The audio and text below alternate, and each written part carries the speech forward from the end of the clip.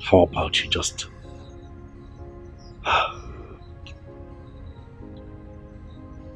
love him a little and let it go?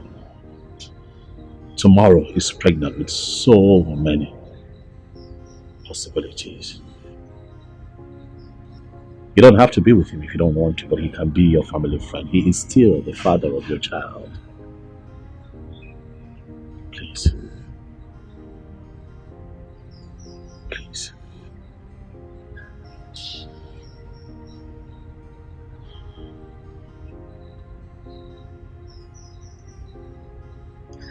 It's okay. I forgive him.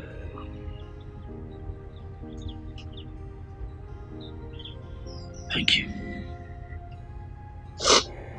You promise that when he comes to you, you're going to listen to him. What is with you and this rapist? Come on, barrister, what? Stop using the word rapist, okay? Please.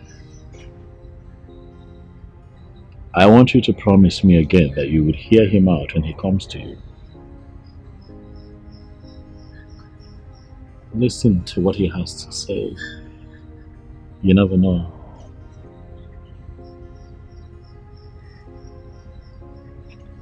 You know where you are? This is Nollywood Pictures TV.